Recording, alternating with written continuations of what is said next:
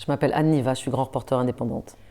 Bien sûr que je comprends absolument ce malaise et cette décrédibilisation des médias dans ce mouvement des Gilets jaunes, qui est en fait un mouvement en profondeur de mécontentement, mais c'est un mouvement ancien.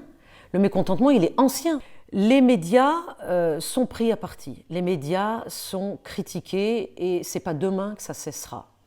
Mais c'est pas non plus demain que BFM va cesser d'exister.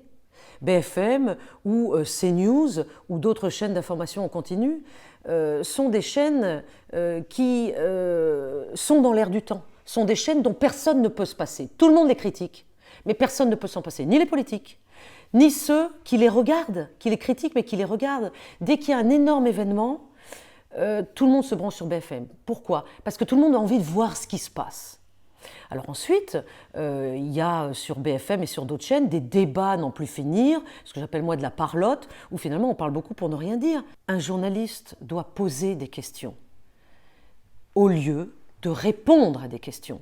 Moi, je ne crois pas que le grand public ait envie d'entendre un journaliste qui donne son avis sur tel ou tel sujet. En tout cas, pas tout le temps et pas à tout propos.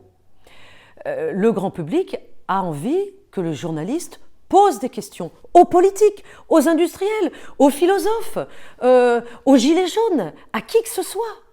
Poser des questions, c'est quand même extraordinaire. Moi, je trouve que c'est un métier extraordinaire. Moi, je ne me lasse jamais de poser des questions. Ce qui ne veut pas dire que je n'ai pas mon opinion, que je n'ai pas moi-même quelque chose que je pense profondément au fond de moi. Mais là n'est pas la question. Qui je suis pour imposer mon point de vue ? Non, j'impose autre chose.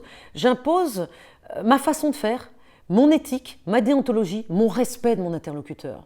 Ça, pour moi, c'est essentiel. C'est ça, le journalisme. C'est rester à sa place. Être un intermédiaire. Ni plus qu'un intermédiaire, mais ni moins. Parce que c'est pas honteux d'être un intermédiaire. Moi, j'ai aucune honte à n'être qu'une intermédiaire. Si je peux être une intermédiaire, j'en suis déjà contente. Intermédiaire des Gilets jaunes, intermédiaire des djihadistes de Daesh, intermédiaire d'un oligarque russe, etc., etc. C'est ça être journaliste, être un intermédiaire.